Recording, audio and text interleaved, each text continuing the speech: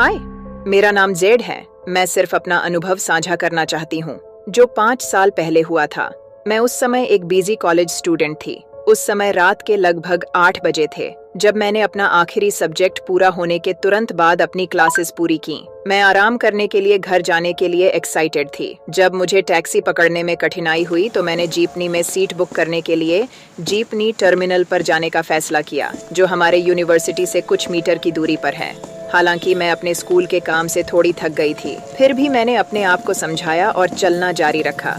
यह सिर्फ एक सामान्य और व्यस्त शाम थी और जैसे ही मैं टर्मिनल की ओर जा रही थी, मैंने हमेशा की तरह कुछ गाने सुनने के लिए अपने ईयरफोन लगा रखे थे। जैसे ही मैं टर्मिनल के पास पहुंची, मैंने जीपनी बारकर को पैसेंजर को बुलाने की आवाज सुनी। वो कह रहा था कि आ जाओ, आज रात जीपनी की आखिरी सवारी होगी। उसकी बात मुझे अजीब भी लगी और मुझे हंसी भी आई। मैंने बारकर पर हंसते हुए उससे कहा कि यह आखिरी सवारी नहीं होगी, बल्कि यह केवल इस दिन के लिए आखिरी सवारी होगी। फिर मैं तुरंत जीपनी के ऊपर चढ़ गई। जीपनी पहले से ही पैसेंजर्स से भरी हुई थी और ड्राइवर ने जीपनी को चलाना शुरू किया। मुझे गाने सुनते हुए बाहर देखने का बहुत शौक है।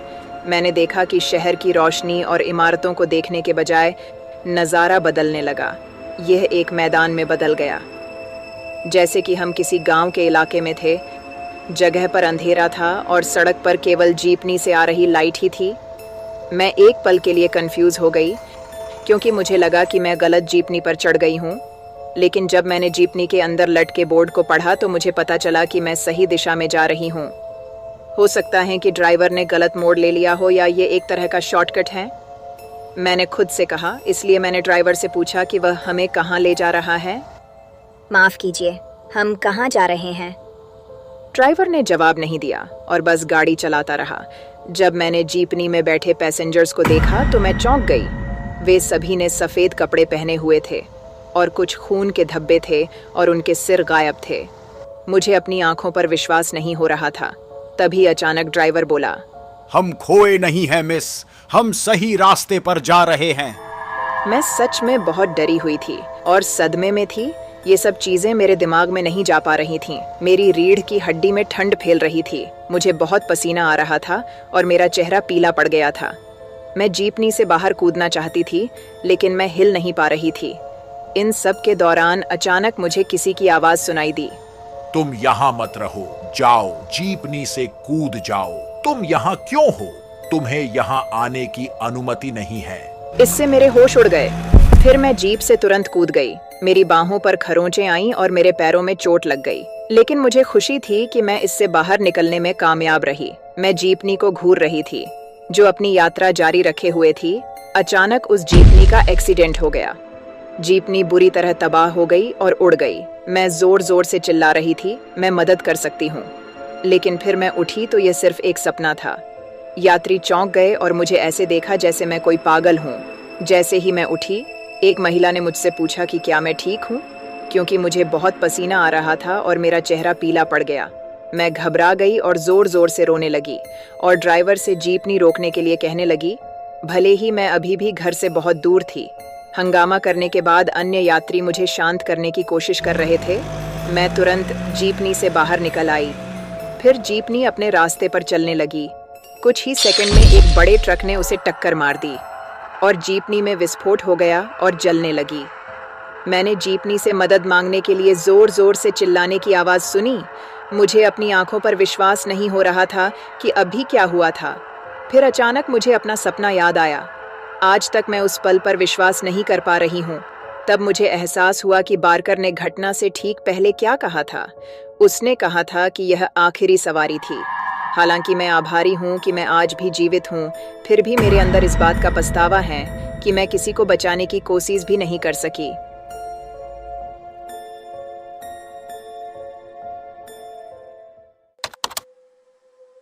मेरा नाम लांस है। यह कहानी तब की है जब मैं 13 साल का था। मेरे बड़े भाई कार्ल के काफी दोस्त थे जो हमेशा हमारे घर आते थे। उनके नाम जैक, जॉर्ज, मैक्स और स्टीफन थे। वे हमेशा लिविंग रूम में घूमना पसंद करते थे और आमतौर पर जब भी घर आते थे तो मैं टीवी देख रहा होता था और मेरा भाई मुझे अपने कमरे में जाने के लिए कहता था, जिससे मैं बहुत परेशान हो जाता था। मुझे हमेशा अपने भाई के कमरे के आसपास ताक झांक करना पसंद था। क्योंकि उसके पास वहां बहुत सारी अच्छी चीजें थीं। वह हमेशा बाद में मुझे पकड़ लेता था और चिल्लाता था और मुझे उसके कमरे से बाहर निकाल देता था। एक दिन मैंने देखा कि उसके एक दोस्त जॉर्ज ने हमारे घर आना बंद कर दिया था। मैंने कार्ल से इसके बारे में पूछा, लेकिन उसने कहा कि वे अब दोस्त नहीं हैं। तब मैंने उस पर विश्वास किया और उसके बारे में भूल गया। मुझे एहसास हुआ कि मेरा भाई वह ऊपर अपने कमरे में बहुत समय बिता रहा था और उसने मुझसे कहा कि मैं उसके कमरे में बिल्कुल भी ना जाऊं। वह वास्तव में गंभीर लग रहा था, इसलिए मैंने उसके कमरे में इधर उधर ताक झांक करना बंद कर दिया। उसके कमरे से बहुत बुरी गंध आने लगी और मैंने उससे पूछा कि वह अजीब गंध क्या थी। वह घबरा गया और उसने कहा कि यह उसके जिम के कुछ कपड़े थे और किसी कारण से मैंने उस पर विश्वास कर लिया। एक दिन मेरे मॉम डैड बाहर गए थे और घर पर सिर्फ मेरा भाई और मैं था। मैं अपने कमरे में अपने प्ले स्टेशन पर खेल रहा था। तभी मेरा भाई अंदर आया और मुझसे पूछा कि तुम्हें रात के खाने के लिए पिज्जा चाहिए? तो मैंने तुरंत हाँ कह दिया, क्योंकि यह पिज्जा था। यह मेरा फेवरेट फूड है। उसने सिर हिलाया और फिर मुझे बताया कि वह पिज्जा प्लेस पर जा रहा है। सामने का दरवाजा बंद करने से पहले उसने मुझसे कहा कि प्लीज मेरे कमरे में मत जाना, और वो चला गया। कुछ मिनट बीत गए और मैं अपने प्ले स्टेशन पर खेलते हुए बोर हो गया। इसलिए मैंने अपने भाई के कमरे में ताक झांक करना शुरू करने का सोचा। मुझे पता है कि मैंने अपने भाई के नियम को पूरी तरह से नजरअंदाज कर दिया, लेकिन मैं क्या कर सकता था? मैं अपनी आदत से मजबूर था और बहुत शरारती भी। मैंने ताक झांक शुरू कर दी। उसकी दराजों में से कुछ भी दिलचस्प नहीं मिला। जैसे ही मैं उसके बिस्तर के पास गया तो वो अजीब गंध आने लगी। मैंने उसके बिस्तर की तलाशी ली, यह जानने के लिए कि आखिर गंध कहाँ से आ रही है। तब मुझे एहसास हुआ कि गंध उसके बिस्तर के नीचे से आ रही थी। मैं नीचे झुक गया और बिस्तर के नीचे झांक कर देखा और एक इंसान के आकार का डफल बैग पाया। मैं घबरा गया क्योंकि मुझे लगा कि वहां कोई लाश है, और जैसे ही मैंने डफल बैग खोला तो मैंने देखा कि लाश मेरे भाई के दोस्त जॉर्ज की थी। जॉर्ज के शरीर से गंध आ रही थी। मैं चिल्लाया और घर से बाहर भागा। मैं अपने पड़ोसी के घर गया। मैंने उसे समझाया कि मैंने अभी अपने घर में क्या देखा, और उसने पुलिस को फोन किया। पुलिस मेरे भाई के घर आने का इंतजार कर रही थी, और जब वह आया तो उसे तुरंत गिरफ्तार कर लिया गया। उससे यह पता चला कि जॉर्ज ने मेरे भाई से $200 चुराए थे, और इससे मेरे भाई को गुस्सा आया और उसने जॉर्ज को पीट पीट कर मार डाला। मुझे समझ नहीं आया कि मेरा भाई इतना अच्छा इंसान होने के बाद भी ऐसा, मैं सपने में भी नहीं सोच सकता था कि वह ऐसा कुछ कर सकता है। उसे आजीवन कारावास की सजा सुनाई गई और तब से मैंने उसे नहीं देखा।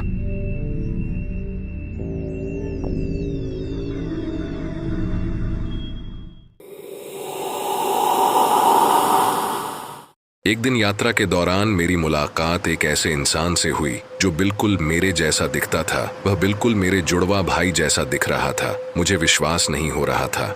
हम कुछ सेकंड के लिए एक दूसरे का चेहरा देखते रहे। कौन हो तुम? मैं हिल भी नहीं सका। मैं सदमे में कुछ भी नहीं कह सका और सिर्फ उसके चेहरे की ओर देखता रहा। उसने भी मेरी ओर देखा और लगातार देखता रहा। मुझे कुछ ठीक महसूस नहीं हुआ और मैं भाग गया। लेकिन उस रात मुझे एक सपना आया कि मेरा शरीर जल गया और हवा में बदल गया, और जब मैं सुबह उठा तो मेरा पूरा शरीर फटने लगा और मुझे उल्टियां भी होने लगी। मेरे शरीर में धीरे धीरे और भी ज्यादा दर्द होने लगा। सांस लेना मुश्किल हो गया और हिलना डुलना भी मुश्किल हो गया क्योंकि हाथ और पैर सख्त हो गए थे। मैं सोच में पड़ गया। मैंने सुना है कि जब हम शक्ल एक दूसरे से मिलते हैं तो उनमें से एक मर जाता है। क्या मैं मरने वाला हूँ? मैं एक जाने माने भविष्य देखने वाले के पास गया जो मुझे देखकर हैरान हो गए। तुम भगवान की गलती से पैदा हुए हो। भगवान तुम्हें वापस शून्य में बदलने की कोशिश कर रहे हैं। मैंने कहा कि मैं बचना चाहता हूँ। भविष्यवक्ता ने अपना सिर हिलाया और स्तब्ध होकर कहा कि अब बचने का कोई रास्ता नहीं है, और उस दिन के बाद मेरा शरीर एक मरते हुए पेड़ की तरह सूखने लगा। जैसे जैसे दिन बीतता गया मैं बूढ़ा हो गया। मेरी पीठ झुक गई, मेरी त्वचा फट गई और खून भी रिसने लगा। एक डॉक्टर के पास जाने पर उन्होंने कहा कि इसका कोई इलाज नहीं है और कहा कि यह किसी अज्ञात कारण से एक अजीब बीमारी हुई है। मैं ऊपर देखकर चिल्लाया, भगवान, आपने ही मुझे बनाया और अब आप ही मुझे मिटाने की कोशिश कर रहे हैं। मैं किसी भी तरह जीना चाहता था, इसलिए मैं दिन में 6 घंटे तक वर्कआउट करता और सभी प्रकार के विटामिन वाली अच्छी डाइट फॉलो की। सौभाग्य से मुझे बेहतर महसूस होने लगा और मैं अपने शरीर के टूटने की स्पीड को धीमा करने में सक्षम हो गया। फिर एक दिन मुझे फिर से एक सपना आया। मैंने एक इंसान को देखा जो मेरे जैसा दिखता था। वह लेटा हुआ था राख की एक गांठ के रूप में, क्योंकि उसका पूरा शरीर जल गया था। मैं चिल्लाते हुए उठा और अब मैं पहले से बेहतर स्थिति में हूँ, आश्चर्यजनक रूप से। उसके बाद मेरा स्वास्थ्य धीरे धीरे ठीक हो गया और धीरे धीरे मेरा पुराना शरीर मुझे वापस मिल गया। मुझे नहीं पता कि क्या हुआ। क्या भगवान ने अपना मन बदल लिया या ये सब महज एक संयोग था? लेकिन मेरे मन में एक सवाल है कि वह व्यक्ति जो मेरे जैसा दिखता था, वह अब कहाँ है? क्या वह अभी जिंदा है या नहीं?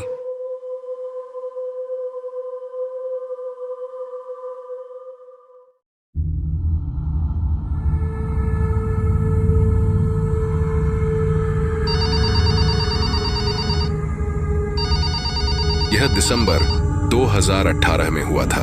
मैं लंबे समय से पड़ोस में एक छोटे से पिज्जा स्टोर चला रहा हूँ। मुझे रात के 12 बजे के आसपास एक ऑर्डर कॉल आया जो एक अपार्टमेंट बिल्डिंग नंबर B 201 से आया था, जो एक दूर दराज के इलाके में स्थित था। स्टोर लगभग बंद होने का समय था, इसलिए मुझे यकीन था कि कोई और ऑर्डर नहीं होगा और $5 डिलीवरी फी के बचाने के लिए मैंने इसे खुद जाकर देने का फैसला किया। मैं गूगल मैप में देखते हुए अपनी मोटरसाइकिल लेके उस लोकेशन पर पहुंचा तो मैंने एक अपार्टमेंट देखा। दीवार काफी पुरानी थी, इसलिए मैंने सोचा कि इसके बगल वाली इमारत में कोई बिल्डिंग होगी, इसलिए मैंने अपनी मोटरसाइकिल पास में रोकी और उसमें चला गया। दरवाजों पर लगे नंबर खराब हो गए थे और सभी सेंसर भी नहीं जल रहे थे, क्योंकि इमारत बहुत पुरानी। हालांकि मुझे पता था कि कई पुराने अपार्टमेंटों में अक्सर रोशनी नहीं होती है, इसलिए इसके बारे में सोचे बिना मैंने बस अपने सेल फोन की टॉर्च चालू की और सीढ़ियों से ऊपर जाना जारी रखा। कमरा नंबर 201 में एक ताबीज लगा हुआ था और उन पर चाइनीज भाषा में कुछ लिखा हुआ था। मैंने उसे पढ़ा, लेकिन मुझे यह इतना जरूरी नहीं लगा।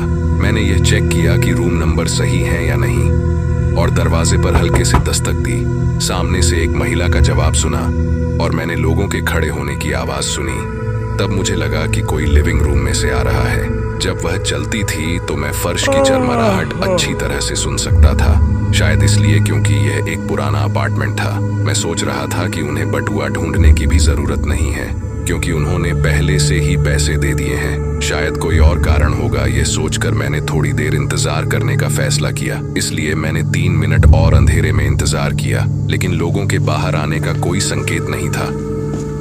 मैंने फिर से दरवाजा खटखटाया और दरवाजे की घंटी बजाई, लेकिन उसके बाद भी घर में से कोई जवाब नहीं आया। लेकिन अंदर से मुझे कुछ लोगों की हंसी की आवाज सुनाई दी। टीवी पर तरह तरह के चैनल्स चल रहे थे। मैंने सोचा कि वह व्यक्ति बाथरूम में होगा और फिर से मैंने दरवाजा खटखटाया, लेकिन किसी ने जवाब नहीं दिया। मैं अब और इंतजार नहीं कर सकता था, इसलिए मैंने उस नंबर पर कॉल किया। किस्मत अच्छी थी कि फोन तुरंत कनेक्ट हो गया। पिज्जा डिलीवरी, प्लीज दरवाजा खोलिए। ऐसा लगता था कि जिस व्यक्ति ने पिज्जा ऑर्डर दिया था वह घर पर अपने बच्चों को नाश्ते के लिए देना चाहता था और वह देर रात तक ओवरटाइम कर रहा था। हाँ, मैं अभी बाहर काम पर हूँ। हमारा अपार्टमेंट A-B सेक्शन और A-2B-2 सेक्शन में बता हुआ है। मुझे लगता है कि आप गलत अपार्टमेंट में चले गए हैं। लोग अक्सर कंफ्यूज्ड हो जाते हैं, लेकिन A2 और B2 इमारतें जल्द ही ध्वस्त हो जाएंगी, इसलिए अभी वहां कोई नहीं रहता है।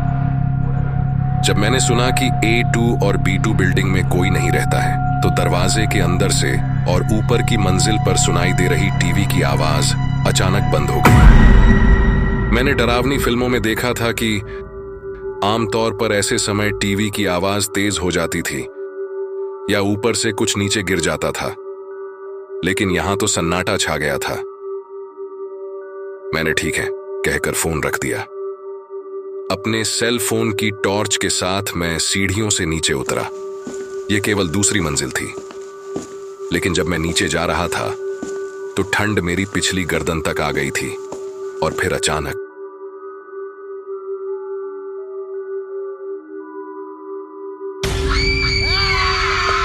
जैसे ही मैं बाहर आया तो मैंने देखा कि इमारत की सारी लाइट बंद थी। मेरा मतलब है कि 201 और 301 की लाइटें सचमुच चालू थीं। मैं तुरंत घर वापस जाना चाहता था, लेकिन मुझे डिलीवरी पूरी करनी थी, इसलिए मैं इमारत के चारों ओर लंबे समय तक घूमता रहा और आखिरकार इमारत भी मिल गई। अपार्टमेंट की लॉबी जगमगा रही थी और ऐसा लग रहा था कि लोग वहां रह रहे थे।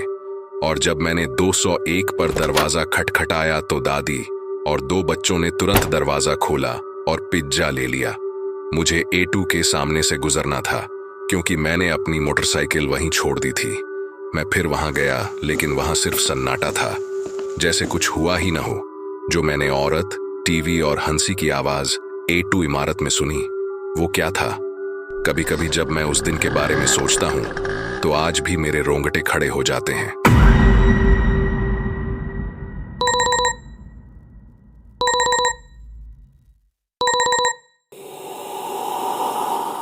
मेरा नाम हेजल है और मैं कनाडा में रहती हूँ। मैं अभी 26 साल की हूँ। मेरे साथ 13 साल पहले ये हुआ था। जब भी मेरी मॉम कुछ किराने का सामान खरीदने के लिए बाजार जाती थी तो वह हमेशा वहां से मेरे लिए खिलौने लाती थी, क्योंकि मुझे डॉल बहुत पसंद थी। एक दिन वह हमेशा की तरह मुझे अपने साथ एक खिलौने की दुकान पर ले गई। जैसे ही दुकान के अंदर हमने कदम रखा तो हमें एहसास हुआ कि दुकान की हालत बहुत खराब थी। दीवार पर वॉलपेपर हरा था और वास्तव में गंदा था, और लाइटें धीमी और टिमटिमा रही थीं, लेकिन मुझे कोई परवाह नहीं थी। मैं इतनी एक्साइटेड थी कि मुझे दुकान की हालत का भी ध्यान नहीं रहा। वहाँ एक दुकानदार था। मॉम ने मुझे उसके ठीक बगल में रहने और जल्दी से एक गुड़िया पसंद करने के लिए कहा। मैं उलझन में थी, लेकिन जल्द ही सहमत हो गई और आखिरकार मैंने एक गुड़िया चुन ली। इसे खरीदने के लिए हम काउंटर पर गए। जब मॉम अपने बैग से पैसे निकाल रही थी तभी मैंने देखा कि दुकानदार मुझे अजीब नजरों से देख रहा था। उसका चेहरा ऐसा लग रहा था जैसे उसने इसे धोया नहीं था, और उसने एक काले रंग की शर्ट पहनी थी जिस पर दाग लगे हुए थे। डर के कारण मैंने अपनी मॉम का स्वेटर कसकर पकड़ लिया। मुझे ज्यादा कुछ याद नहीं है, लेकिन जब मैं दुकान से निकलने वाली थी तो मैं अपनी मॉम के पीछे थी, और जैसे ही मैं दुकान से बाहर निकलने वाली थी तब मुझे ऐसा महसूस हुआ कि मेरी पीठ पर किसी चीज ने मोटे तौर पर मुझे छुआ है। जैसे ही मैंने पीछे मुड़कर देखा तो वह दुकानदार मुझे अजीब तरह से देख रहा था। चिल्लाते हुए मैं अपनी मॉम की ओर भागी और उनके पीछे छिप गई। उन्हें भी पता था कि कुछ गड़बड़ है, इसलिए वह उससे बचने के लिए मुझे लेके उस जगह से बाहर भाग गई। हालांकि वह भी दुकान से बाहर निकल गया और बाजार तक हमारा पीछा करता रहा। मॉम ने पुलिस को बुलाने का फैसला किया क्योंकि मैं उससे बहुत डर गई थी। आखिरकार जब पुलिस पहुंची तो हमने उन्हें सब कुछ समझाया। वे खिलौने की दुकान की तलाश में उस बाजार में गए और उस दुकान की जांच करने के बाद उसे दुकान के पास पकड़ लिया। पुलिस ने सूचित किया कि उसने 17 से ज्यादा मासूम बच्चों को मार डाला है, जो अपने मॉम डैड के बिना दुकान पर आए थे। जब हमने उनसे यह सुना तो हमारे रोंगटे खड़े हो गए। अगर मैं उस समय अपनी मॉम के पास नहीं भागती तो क्या होता? मरने वाली अगली बच्ची शायद मैं होती।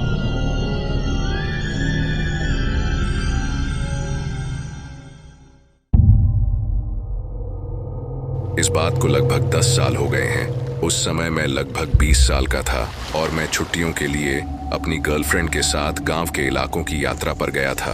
मुझे ठीक से याद नहीं है कि हम कितने दिनों तक घूमते रहे, लेकिन पहली बार उस मोटल में मैंने क्या अनुभव किया था वह दिन आज भी यादगार है। मेरी गर्लफ्रेंड और मैं बिना किसी योजना के बस टर्मिनल पर पहुंचे। सूरज पहले ही ढल रहा था और हम थके हुए थे, इसलिए हमने बस से उतरते ही टर्मिनल के पास एक मोटल में रुकने का फैसला किया। मुझे लगता है कि समस्या ये थी कि हम मोटेल के बारे में जानकारी लिए बिना उस मोटेल में चले गए अपनी गर्लफ्रेंड के साथ। अच्छा समय बिताने के बाद मैं गहरी नींद में सो गया और अचानक बिना किसी कारण के मेरी आंख खुल गई। आपकी जानकारी के लिए बता दें कि जब मैं सोता हूँ तो मैं बहुत गहरी नींद में सो जाता हूँ, इसलिए जब तक कोई मुझे हिला नहीं देता तब तक मैं जागता नहीं हूँ। लेकिन मेरी गर्लफ्रेंड जो मेरे बगल में सो रही थी करवट ले रही थी और मैं उसकी हरकत के कारण थोड़ा जाग गया। मैंने अपनी आंखें थोड़ी सी खोली और देखा कि मेरी गर्लफ्रेंड बिस्तर के पास घूम रही है और बाथरूम में जा रही है, और उसी वक्त मैंने उसके पीछे एक काली परछाई देखी। यह मेरी प्रेमिका की परछाई नहीं थी, लेकिन यह एक काली परछाई थी जिसके हाथ और पैर अलग अलग हिल रहे थे। न आंखें, न नाक, न मुंह, लेकिन वह बिल्कुल एक इंसान की तरह थी। मैं वैज्ञानिक प्रमाण के बिना भूतों और पैरानॉर्मल एक्टिविटी पर विश्वास नहीं करता था, लेकिन जब मैं उठा तो मुझे सच में लगा कि कुछ गड़बड़ है। मैं बिस्तर से बाहर कूद गया और बाथरूम की ओर भागा, जहां मेरी गर्लफ्रेंड गई थी। मैंने उसे खोलने की कोशिश की, लेकिन दरवाजा नहीं खुला और तभी मैंने बीच में आवाज सुनी।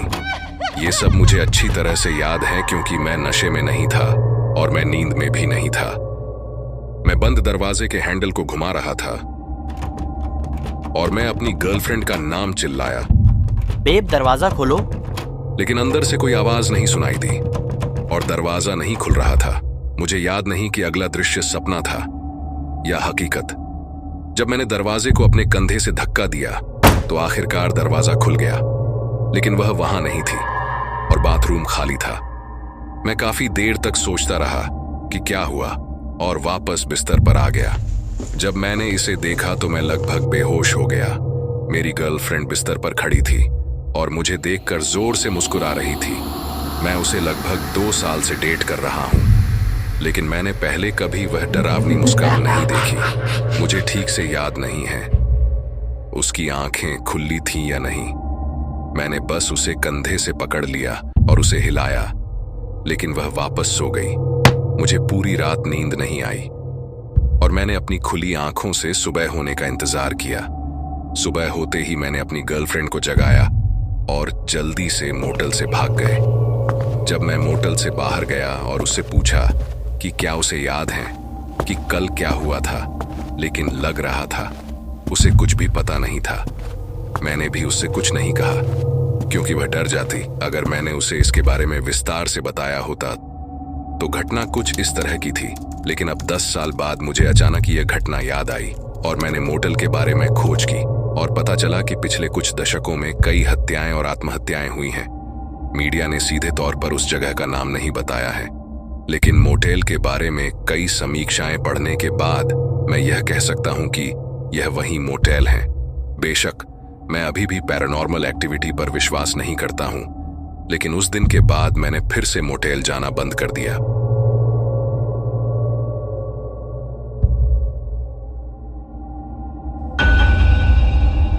एक दिन मैं अपने 2 बड़े भाइयों के साथ घर पर थी। मेरी मॉम काम पर थी और वह रात 8 बजे तक वापस नहीं आने वाली थी, इसलिए हम बस उनका इंतजार कर रहे थे। उस वक्त मैं केवल 7 साल की थी और मेरे भाई 13 और 14 साल के थे। वे मेरा बहुत ध्यान रखते थे। मुझे यह घटना इतनी अच्छी तरह से याद है कि मुझे नहीं लगता कि कोई भी चीज मुझे इस घटना को भुला सकती है, और कभी कभी मुझे इसके कारण बुरे सपने आते हैं।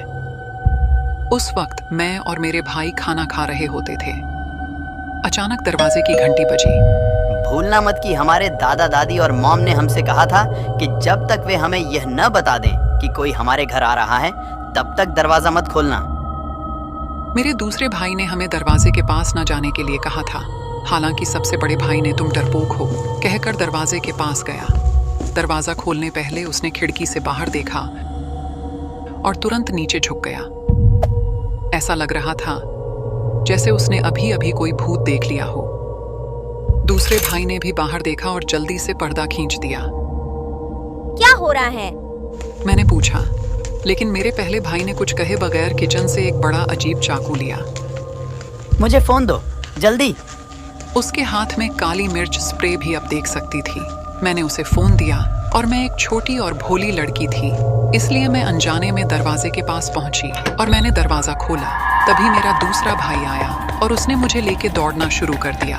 दौड़ते समय उसी वक्त मैंने देखा कि एक गोली ठीक मेरे छोटे से चेहरे के पास से निकल गई। सौभाग्य से वह मुझे नहीं लगी। हम तीनों बेडरूम की ओर भागे। उस पर 2 ताले थे और जैसे ही हमने दरवाजा बंद किया, उस सनकी ने दरवाजा पीटना शुरू कर दिया। मैं जोर जोर से रोने लगी और उसने मुझसे कहा, चिंता मत करो बच्चे, मैं उसे सुलाने में तुम्हारी मदद करना चाहता हूँ। मेरा भाई चिल्लाया, हमारे घर से बाहर निकल जाओ। फिर उसने मुझसे अपना फोन ले लिया और पुलिस को फोन कर दिया और हमारे एक पड़ोसी से भी कुछ मदद मिली। किस्मत अच्छी थी से पुलिस तुरंत आ गई और उन्होंने ठीक उसी जगह पर गिरफ्तार कर लिया। मेरी मॉम भी पुलिस का फोन आने के बाद घर वापस आ गई। उसने हमें बताया कि वह एक दाई को काम पर रखेगी। पता चला कि जो वह आदमी था वह एक गंभीर किडनैपर और हत्यारा था और उसने 10 से भी ज्यादा बच्चों की भी हत्या कर दी थी। आखिरकार उसे कई सालों के बाद मौत की सजा सुनाई गई। मैं अब 20 साल की हो गई हूँ और मैं अपनी मॉम और 2 भाइयों के साथ समाचार देख रही थी। वहां एक हत्या का मामला था। 2 छोटे लड़कों की उनके घर में हत्या कर दी गई थी। मुझे पता है कि यह मेरे मामले का वही अपराधी नहीं है, लेकिन यह जानकर मेरा दिल दुखता है कि उस तरह के लोग वास्तव में दुनिया में मौजूद हैं। मुझे आशा है कि वे ऐसा भयानक काम करना बंद कर देंगे।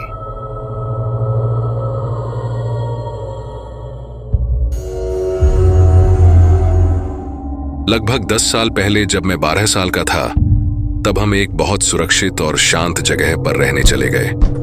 लगभग 1 सप्ताह बाद मुझे एहसास हुआ कि हर रविवार को एक आइसक्रीम ट्रक आता था, लेकिन आइसक्रीम लेने मेरी मॉम मेरे साथ नहीं आती थी, क्योंकि मैं इतना छोटा भी नहीं था कि मैं यह काम कर सकूं। जब मैं पहले अपने पुराने घर में रहता था तो मेरा पसंदीदा आइसक्रीम का फ्लेवर चेरी चॉकलेट था, इसलिए मैं उस फ्लेवर को तब से खा रहा हूं जब मैं 3 साल का था। मैं हर बार उसी फ्लेवर की आइसक्रीम को खरीदता था। लगभग 5 महीने के बाद मुझे एहसास होना शुरू हुआ कि मेरी पसंदीदा आइसक्रीम का स्वाद ऐसा लगने लगा था मानो इसमें कुछ अजीब हो, लेकिन मुझे इससे कोई प्रॉब्लम नहीं थी। एक दिन मेरी मॉम ने मेरी आइसक्रीम का स्वाद चखने के लिए कहा और मैंने उनसे हाँ कहा और उन्हें आइसक्रीम दे दी। उन्होंने इसे चखा और उनका चेहरा बदल गया। समय गुजरता गया और उसके साथ मैं अब उस स्वाद से ऊब गया था, इसलिए मैं किसी और फ्लेवर की आइसक्रीम खाना चाहता था। मैं बीमार और थका हुआ महसूस करने लगा। मैंने इसके लिए अपनी नींद की कमी को जिम्मेदार ठहराया। मैं आइसक्रीम ट्रक पर चॉकलेट ऑर्डर करने गया था, लेकिन आइसक्रीम बेचने वाला आदमी मुझ पर गुस्सा हो गया और मुझसे कह रहा था कि क्या तुम्हें यकीन है कि तुम्हें चेरी आइसक्रीम नहीं चाहिए? मुझे यह बात अजीब लगी। मैंने इसके बारे में अपनी मॉम से बात की और उन्होंने कहा कि वह इस पर गौर करेंगी। मेरी मॉम एक नर्स थी, उनके पास इसके बारे में थोड़ी जानकारी थी, इसलिए मैंने चेरी चॉकलेट फ्लेवर फिर से खरीदा और इसे अपनी मॉम को दिया ताकि वह इसका परीक्षण कर सके। और जब वह परीक्षण करने के बाद वापस आई तो हमें पता चला कि वह वास्तव में मुझे नशीला पदार्थ दे रहा था, जिससे मैं बीमार पड़ जाता था और थका हुआ महसूस कर रहा था। हमने पुलिस को उसकी सूचना दी, लेकिन वह कभी पकड़ा नहीं गया। मैं यह सोचने के बाद कांप जाता हूं कि अगर मैंने अपनी मॉम को आइसक्रीम चखने के लिए नहीं दी होती तो क्या होता।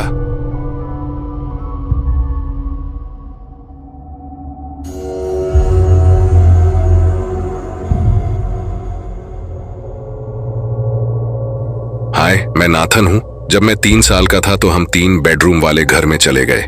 मेरा भाई 5 साल का था। 3 बेडरूम में से एक बेडरूम मेरा और मेरे भाई का था। माँ ने इसे हमारे खिलौनों से सजाया था। हमारे पास एक 4पाई बिस्तर था। मेरे भाई को सबसे ऊपर रखा क्योंकि मैं अभी छोटा था। मॉम ने कालीन पर एक काला धब्बा देखा। हमारे वहां सोने से पहले उन्होंने कालीन धो दिया। मेरा भाई पहले कमरे में सोया था और मैं अपने मॉम डैड के कमरे में सो रहा था क्योंकि मैं अभी छोटा था। एक रात मेरा भाई एक भयानक सपना देखकर घबरा गया। उसने कहा कि कोई भूत है जो उसका गला घोंटने की कोशिश कर रहा था। मेरी मॉम ने उसे गले लगा लिया और कहा कि यहीं हमारे साथ सो जाओ।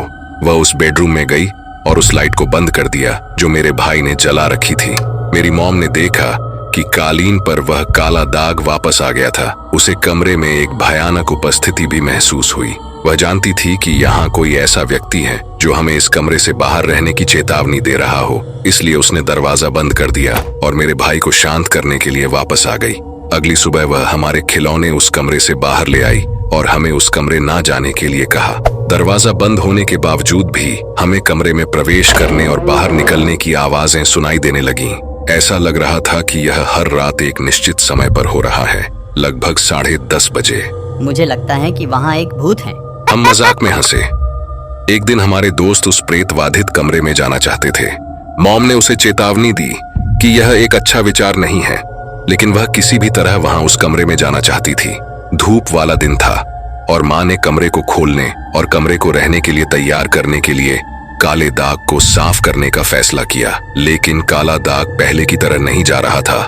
मॉम ने कमरे को फ्रेश करने के लिए खुला छोड़ दिया था। तभी मैं अपने पास मौजूद एक छोटे से खिलौने के साथ खेलने के लिए धूप वाले गर्म बेडरूम में आया। मेरी मॉम ने मुझे चिल्लाते हुए सुना और वो दौड़ते हुए मेरे पास आई। मैं दर्द के साथ पीछे की ओर झुक रहा था और चीखना बंद नहीं कर पा रहा था। उन्होंने तुरंत मेरे पिताजी को बुलाया और हम इमरजेंसी रूम के लिए भाग गए, जो अस्पताल 30 मील दूर था।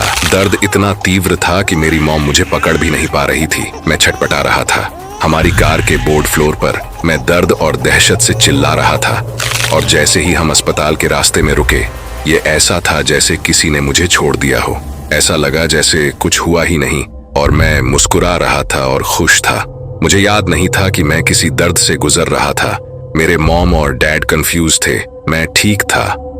उस दिन के बाद हमें और भी ज्यादा कदमों की आहट सुनाई देने लगी, और हमने अपने सबसे बड़े भाई मैट की प्रेतात्मा देखी, जो 17 साल का था। मेरे पिताजी ने भी उन्हें देखा था, लेकिन कुछ ही सेकंड में एक काले दाग के साथ कमरे में गायब हो गई। एक बार मैं फर्श पर खेलते खेलते किचन में जा रहा था। मेरी मॉम भी वहां थी। मैंने अपना सिर बेडरूम की ओर घुमाया और ऊपर देखा। मुझे एक काले दाग के साथ आकृति दिखाई दी। सोचा कि वह मेरा सबसे बड़ा भाई मैट था। मैंने कहा, हाय मैट। लेकिन फिर आकृति कुछ भयावह हो गई, जिसे मैं 3 साल की उम्र में बता नहीं सकता था। तब मेरी मॉम ने मुझे शांत किया। एक बार जब मैं अपने 5 साल के भाई जस्टिन के साथ चोर पुलिस खेल रहा था, वह मेरे मॉम डैड के कमरे में जा रहा था और काले दाग वाले बेडरूम के पास से गुजर रहा था। मैं उसके पीछे भाग रहा था। तभी मैंने बंद बेडरूम के सामने गहरे दाग वाले नुकीले दांतों वाली एक काली पड़साई खड़ी देखी। मैं सरक कर रुक गया और उसने मेरी ओर देखा और कहा, चले जाओ यहां से। मैं घबरा गया था, इसलिए मैं भागकर अपनी मॉम के पास गया और डर के मारे उन्हें पकड़ लिया। उन्होंने मेरे साथ प्रार्थना की और मेरे पिताजी से कहा कि हमें घर के मालिक से बात करनी चाहिए। अगले दिन मेरी माँ ने मालिक से बात की। उन्हें पता चला कि घर में एक हैरी नाम का आदमी था। उसे कैंसर था और उसकी पत्नी उस कमरे में उसकी देखभाल कर रही थी। कहा जाता है कि वह बहुत गुस्से वाला आदमी था, जो बच्चों से नफरत करता था, और उसकी मौत कैसे हुई यही एक रहस्य है, क्योंकि फर्श पर खून का एक धब्बा था। वह उस बेडरूम में मर गया। मेरी मॉम एक आस्तिक है। जब उसे यह पता चला तो वह काले दाग वाले कमरे में चली गई। उसने कहा, मुझे पता है कि आपको बहुत दर्द हुआ होगा, लेकिन अब तुम स्वतंत्र हो। जाओ हैरी और प्रभु के पास रहो। उस दिन के बाद कभी इस तरह की कोई घटना नहीं घटी और वो धब्बा भी गायब हो गया। भले ही हमें उस कमरे का दोबारा उपयोग करने में कभी परेशानी महसूस नहीं हुई, लेकिन हम 1 साल बाद वहां से चले गए।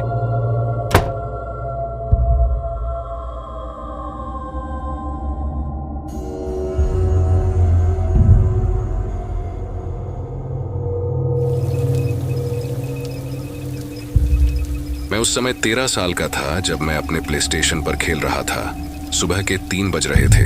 भारी बारिश हो रही थी और बादलों की गड़गड़ाहट शुरू हो गई थी। इसलिए मैंने अपनी खिड़की से बाहर देखा और हुडी पहने एक आदमी को देखा, जो सीधे मेरे बेडरूम की खिड़की की ओर देख रहा था। मैं डर के मारे कांपते हुए अपनी माँ के पास गया, लेकिन उन्होंने मेरी बात नहीं सुनी और मुझे बिस्तर पर वापस जाने के लिए कहा। मैं वापस अपने बेडरूम में चला गया और खिड़की से बाहर देखा, लेकिन वह आदमी जा चुका था। अगले दिन मैं स्कूल जा रहा था। मैंने सुना मेरे पीछे कोई था, इसलिए मैं मुड़ा, और यह वही आदमी था जिसे मैंने अपनी खिड़की के बाहर देखा था। इससे पहले कि मैं दौड़ पाता, उसने मेरा कंधा पकड़ लिया और ठीक मेरे पेट में मुक्का मारा। मुक्का इतना जोरदार था कि उसने मुझे घायल कर दिया। मुझे याद नहीं आ रहा है वह कैसा दिखता था, केवल इतना कि उसने एक काले रंग की हुडी पहनी हुई थी और अपना चेहरा ढका हुआ था। इसलिए जब पुलिस आई तो मैं उन्हें कुछ भी नहीं बता सका। अगले कुछ दिनों तक मैं केवल उस हुड वाले व्यक्ति के बारे में सोच रहा था कि क्या होगा अगर मैं अगली बार उससे मिला तो। मैं काफी डरा हुआ था। मैं अपने बेडरूम में बैठकर टीवी देख रहा था। मुझे अपने फोन पर एक मैसेज मिला जिसमें लिखा था कि मैं तुम्हें देख रहा हूँ। मैंने कुछ देर तक मैसेज को देखा और सोच रहा था कि मैं किससे बात कर सकता हूँ। मैं अपनी मॉम को नहीं बताऊंगा, क्योंकि वह बहुत चिंता करेगी और वह मेरे छोटे भाई मैथ्यू के साथ काफी टेंशन में थी। मैं मैथ्यू के साथ लिविंग रूम में था और रात के करीब 9 बजे टीवी देख रहा था। मैंने खिड़की के सामने एक चेहरा दबा हुआ देखा। यह हुड वाला आदमी था। इस बार उसका चेहरा दिख रहा था। उसका मुंह खुला हुआ था उसकी आंख के आर पार चोट का निशान था और वह पसीने से लथपथ था। मैंने अपनी मॉम को बुलाया और उसने खिड़की पर उस आदमी को देखा। वह तुरंत दरवाजा बंद करने गई, लेकिन तब तक बहुत देर हो चुकी थी। उसने मेरी मॉम को गले से पकड़ लिया और गला पकड़कर उसे दीवार के सहारे उठा लिया जब तक कि वह बेहोश नहीं हो गई। इससे मुझे मैथ्यू को छिपाने के लिए जरूरी समय मिल गया और मैं किचन में भाग और चाकू उठा लिया। मैंने अपने हाथ में चाकू लेकर उस आदमी का सामना किया। मुझे लगा कि वो भाग जाएगा, लेकिन वह हंसने लगा और जल्दी से मेरे हाथ से चाकू छीन लिया।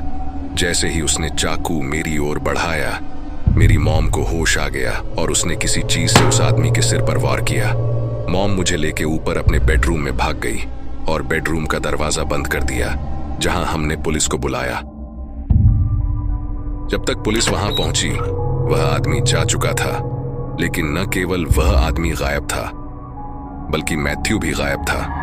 हमने पुलिस को उस आदमी का हुलिया बताया। वह लगभग 6 फीट का था। उसके सुनहरे बाल और बड़ी बड़ी नीली आंखें थीं और उसकी आंख पर एक बड़ा निशान था। यह पता चला कि पुलिस को पूरे शहर में इसी हुलिये की कई रिपोर्ट्स मिली थीं। उन्होंने कम उम्र के लड़कियां और लड़कों की जासूसी करने की शिकायत की थी। पुलिस ने मैथ्यू के किडनैप होने के बाद हफ्तों तक बिना किसी गवाह और बिना किसी सुराग के उसकी तलाश की। आखिरकार पुलिस ने तलाश बंद कर दी। हमने मैथ्यू को फिर कभी नहीं देखा। उसकी लाश आज तक कभी नहीं मिली। हमें नहीं पता कि वह मर चुका है या जिंदा है, लेकिन मुझे आशा है कि एक दिन हमें जवाब मिल जाएगा।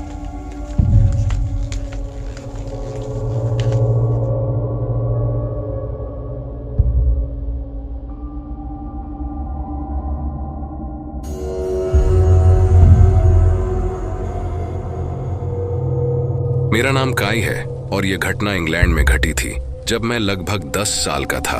इसने हर किसी को चौंका दिया, क्योंकि जहां यह हुआ वहां क्राइम रेट बहुत कम था। आइए कहानी में आते हैं। यह बर्फीला दिसंबर का दिन था।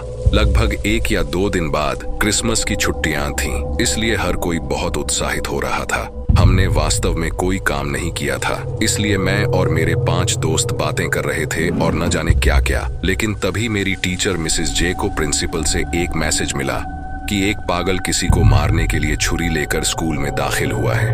भले ही हमने वास्तव में लॉकडाउन का अभ्यास नहीं किया, लेकिन हम सभी बच्चे बहुत चालाक थे, इसलिए हमने तुरंत लाइटें बंद कर दी, खिड़कियां बंद कर दी और दरवाजे बंद कर दिए और खुद को तेज पेंसिलों से लैस कर लिया। मेरा मतलब है बहुत तेज पेंसिल। हम सभी अंधेरे में बैठे थे और लॉकडाउन खत्म होने का इंतजार कर रहे थे। लेकिन दुर्भाग्य से हमारे लिए लॉकडाउन शुरू होने में लगभग 10 मिनट भी नहीं हुए थे। हमने एक महिला की चीखें सुनी। वह सीढ़ियों के पास जोर जोर से पैर रख रही थी और वह गा रही थी, डाई डाई डाई, मैं तुम्हें तब तक चाकू मारती रहूंगी जब तक तुम मर नहीं जाते। डाई डाई डाई, मैं किसी को जिंदा नहीं छोड़ूंगी। इस समय कम से कम आधी क्लास रो रही थी और बाकी के हम भी अंदर ही अंदर रो रहे थे। लॉकडाउन के लगभग 15 मिनट बीत गए। वह साइको औरत सीढ़ियां चढ़कर ऊपर आ गई। यह बुरी खबर थी, क्योंकि हम सीढ़ियों के सबसे नजदीक ऊपरी कक्षा में थे और इसी समय मिसेस जे बेहोश हो गई। इसलिए हम और ज्यादा घबरा गए। हम सीढ़ियों के सबसे करीब ऊपर की मंजिल पर थे। महिला ने दरवाजे की खिड़की को तोड़ने की कोशिश की ताकि वह 23 बच्चों को मार सके। बाकी के 7 बच्चे स्कूल नहीं आए थे। हमारे साथ कोई बड़ा इंसान नहीं था। अचानक जोर से धमाका हुआ। वह बाहर से दरवाजा खोलने में कामयाब रही और वह अब कमरे में थी और उसके चेहरे पर सबसे चौड़ी और डरावनी मुस्कान थी। उसने मुझे मारकर मेरा पैर काट दिया। मेरे पैर से बहुत खून बह गया, जिसके कारण मैं मरने की कगार पर था। वो तो मेरी किस्मत बहुत अच्छी थी कि मेरे दोस्तों में लड़ने की हिम्मत थी। मेरे दोस्तों ने जोर लगाकर उसका सामना किया। मैं और वह उसे पीटने और उसे रोकने में कामयाब रहे। पुलिस आई और उसे गिरफ्तार कर लिया और मुझे अस्पताल ले जाया गया। यह मेरे जीवन का सबसे बुरा क्रिसमस वेकेशन था। पता चला कि उस औरत ने मेरे कुछ क्लासमेट को भी चाकू मार दिया था और हमें अस्पताल भेजा गया।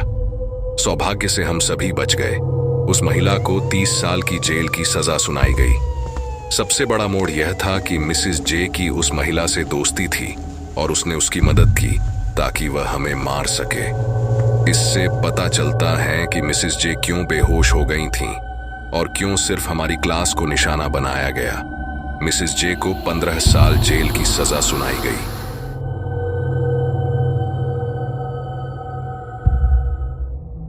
जब मैं हाई स्कूल में था तो नेताली नाम की एक लड़की थी जिस पर मेरा क्रश था। वास्तव में स्कूल के लगभग सभी लड़के उसकी खूबसूरती पर मरते थे, लेकिन मैं अपने पूरे हाई स्कूल के वर्षों में उससे एक शब्द भी नहीं बोल सका। फिर कुछ साल बीत गए। मैंने एक रेस्टोरेंट में काम करना शुरू कर दिया। एक दिन वह वहां खाना खाने आई तो मुझे आश्चर्य हुआ। पहले तो उसने मुझे ना जानने का नाटक किया और उसने मुझसे पहली बार बातचीत की। जैसे ही उसने मेरा नाम पुकारा तो मुझे ऐसा लगा जैसे मैं स्वर्ग में हूँ, लेकिन वह किसी दूसरे आदमी के साथ थी। वह मेरा हाई स्कूल का ही लड़का मार्क्स था। वह नेटाली के बहुत करीब लग रहा था और मुझे उससे बहुत जलन हो रही थी। मैंने उसके साथ एक छोटी सी बातचीत की, लेकिन उसकी सुंदरता के कारण मैं एक बेवकूफ की तरह हकलाने लगा। जब मैं काम से घर आया तो शीशे में अपने आप को देखकर चिल्लाया, क्योंकि मैं बहुत निराश था कि मैं उसे नहीं पा सका। हालांकि उसके बाद वह अक्सर रेस्टोरेंट में आने लगी और हम धीरे धीरे करीब आ गए। और फिर एक दिन वह अकेले रेस्टोरेंट में आई तो मैंने उससे पूछा कि मार्क्स कहाँ है, और उसने स्पष्ट रूप से कहा कि हम अब साथ नहीं हैं। फिर उसने मुझसे कुछ कहा जिसकी मैंने उम्मीद नहीं की थी। क्या तुम मेरे घर आना चाहोगे? जब मैंने उसे यह कहते हुए सुना तो मैं इतना हैरान हो गया कि मैंने लगभग अपना खाना उस पर गिरा दिया। मैंने अपॉइंटमेंट ले लिया और उसके साथ तुरंत मैं घर आ गया और अपना चेहरा तकिए में छिपा लिया और खुशी मनाई। कुछ दिनों बाद मैं उसके घर गया। मैंने दरवाजा खटखटाया और जब उसने दरवाजा खोला तो मैं यह देखकर थोड़ा आश्चर्यचकित हुआ कि घर का फर्श प्लास्टिक से ढका हुआ था। और जब मैं अंदर गया तो दीवार पर एक पेंटिंग लटकी हुई थी। मुझे याद है कि जब वह हाई स्कूल में थी तो वह ड्राइंग में अच्छी थी। उसने कहा कि उसका सपना एक एग्जीबिशन खोलने का था। हालांकि जब मैंने करीब से देखा तो मुझे पेंटिंग में कुछ अजीब लगा। पेंटिंग में दर्द से कहराता हुआ फर्श पर लेटा हुआ मार्क्स था। पेंटिंग इतनी वास्तविक थी कि आप पेंटिंग में मार्क्स की कराहें सुन सकता था। मुझे ऐसा लगा जैसे कोई वास्तविक दृश्य देख रहा हूँ। मेरे पूरे शरीर पर रोंगटे खड़े हो गए। मैंने इसे सच में बहुत अच्छी तरह से पेंट किया है। क्या तुम मार्क्स के दर्द को अच्छी तरह से महसूस कर सकते हो? ये पेंटिंग मोनालिसा से भी आगे निकल जाएगी। उसकी आवाज बहुत तेज हो गई और उसकी आंखें चमक उठीं। यह एक ऐसा दृश्य था जो मैंने पहले कभी नहीं देखा था। मैं उसके पीछे पीछे लिविंग रूम में गया जहां दीवार पर कई पेंटिंग लटकी हुई थीं। वहां लड़कों की पेंटिंग थी। मुझे नहीं पता क्यों, लेकिन सभी पेंटिंग्स में जो कॉमन बात थी वह यह थी, पेंटिंग्स के सभी लोग बहुत दर्द में थे। एक आदमी रो रहा था और अपनी पीठ में कुल्हाड़ी फंसाकर रेंग रहा था। एक आदमी के पूरे शरीर पर खून से लटपट पट्टियां थीं। एक आदमी के हाथ पैर बंधे हुए थे और सभी मकड़ियां उसके शरीर के ऊपर रेंग रही थीं। इंसान तब बहुत सुंदर दिखते हैं जब वे दर्द में होते हैं। इसलिए मैं हमेशा सोचती हूँ कि मैं लोगों को सबसे ज्यादा दर्द कैसे दे सकती हूँ। इनमें से कौन सा आदमी सबसे ज्यादा दर्द में दिखता है? उसने एक पल के लिए मुस्कुराते हुए कहा। मैं सोचने लगा कि वह एक साइको तो नहीं। मेरी रीढ़ की हड्डी में ठंड फैल गई थी। इस पेंटिंग में मार्क्स बहुत दर्द में दिख रहा है। तुमने इतनी रियलिस्टिक पेंटिंग कैसे बनाई? मैंने उससे पूछा। मैंने मार्क्स पर हथौड़े से वार किया। लगभग 3 वार के बाद उसका अच्छा फेस एक्सप्रेशन सामने आ गया। वह जिंदगी में सफल रहा क्योंकि जाते वक्त उसने बहुत अच्छा काम किया है। तुमने उस पर हथौड़े से वार किया? मैं चौंक गया और कांपती आवाज में चिल्लाया। और जब मैंने करीब से देखा तो पेंटिंग में मार्क्स ऐसा लग रहा था जैसे वह मदद के लिए चिल्ला रहा हो। मुझे ऐसा लगा जैसे ठंडा पसीना मेरे पूरे शरीर को भिगो रहा है। क्या तुमने कभी सुना है कि दर्द में भी कला छुपी है? उसने मुस्कुराते हुए कहा और फिर रसोई में चली गई और अपने फ्रीजर से कुछ निकाला। यह एक जमी हुई गदा थी। वह इसे लेकर मेरी ओर दौड़ी और इसे मेरी ओर घुमाया। मैंने अच्छे से इसे टाल दिया और पागलों की तरह सामने के दरवाजे की तरफ भागने लगा और उसने पीछा किया और चिल्लाई, अब पेंट करने का समय हो गया है। मैं मुश्किल से सामने का दरवाजा खोलने में कामयाब रहा और बाहर भागा। वह गदा लेकर दरवाजे से टकराई। अंदर आओ, मैं तुम्हें सच में अच्छी तरह से पेंट करूंगी। वह चिल्लाई और मैं भाग गया और पुलिस को बुलाया। पुलिस ने जल्द ही उसकी जांच शुरू कर दी। और नतीजों ने पुष्टि की कि उसने मार्क्स समेत 4 लोगों की हत्या कर दी थी और उनकी लाशों को दर्जनों मील दूर एक नदी में फेंक दी थी और सभी लाशें उन चित्रों में पुरुषों से मेल खाती थीं। कोर्ट ने उसे आजीवन कारावास की सजा सुनाई। उस दिन के सदमे के कारण मैं कई दिनों तक बिस्तर से बाहर नहीं निकल सका। अगर भागने में मुझे थोड़ी देर हो जाती तो क्या होता अगर मैं सामने का दरवाजा नहीं खोल पाता। शायद मैं एक पेंटिंग बनकर उसके घर की दीवार पर रो रहा होता।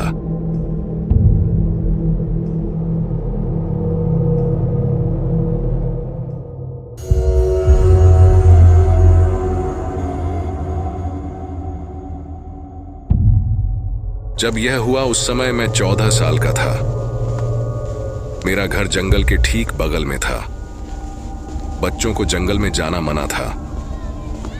हालांकि मैं और मेरे दोस्त अक्सर लुका छिपी खेलने के लिए जंगल में छुपते थे। वह दिन बहुत शांत था, हमेशा की तरह, जैसे कि कुछ भी गलत नहीं हो सकता। यह 13 मार्च था और मैं जंगल में खेलने के लिए स्कूल से वापस आया था। आज पता चलेगा कौन डरपोक हैं और कौन बहादुर। हालांकि मैं और मेरे कुछ पड़ोस में रहने वाले दोस्तों ने एक अलग रास्ता खोजने का फैसला किया, लेकिन जैसे जैसे हम आगे बढ़े हम भटकने लगे। जब हमने वापस जाने के लिए रास्ते की तलाश शुरू की तो हमें पेड़ में एक कुल्हाड़ी फंसी हुई मिली, जिसके हैंडल पर खून के हाथ के निशान थे। इसके अलावा जब हम वहां से गुजर रहे थे तो हमें खाड़ी में एक लाश पड़ी हुई मिली, जिससे हम घबरा गए और हमें यह देखकर आश्चर्य हुआ कि वह लाश हमारे पड़ोस के गार्ड की थी, जो आमतौर पर कर्फ्यू के बाद बाहर निकलने वाले टीनेजर्स की तलाश में रहता था। यह देखना भयानक था कि उसकी पीठ फाड़ दी गई थी। शव से डरकर मेरे एक दोस्त चार्ल्स ने हमें अलग रास्ते पर जाने को कहा और फिर वह दूसरे दोस्त ल्यूक के साथ दूसरे रास्ते पर चला गया। जब हम गोल गोल घूम रहे थे तो अचानक हमें ल्यूक की चीख सुनाई दी। फिर मैंने उसे हमारी ओर वापस दौड़ते हुए देखा और जोर से गोलियों की आवाज आई। उसे पीठ और सिर में गोली लगी। तभी एक आदमी की परछाई बाहर आई। मैंने उसे चार्ल्स के शरीर को हाथ में लेकर चार्ल्स के अंगों को चबाते हुए देखा। भयभीत होकर हमने दौड़ना शुरू कर दिया, इतना तेज कि पीछे मुड़कर देखने की भी हिम्मत नहीं कर पा रहे थे। तभी मेरे बगल में दौड़ रहा एक और दोस्त जेमी जाल में फंस गया। मैं रुक गया और उसे छुड़ाने के लिए जाल खोलने की कोशिश की।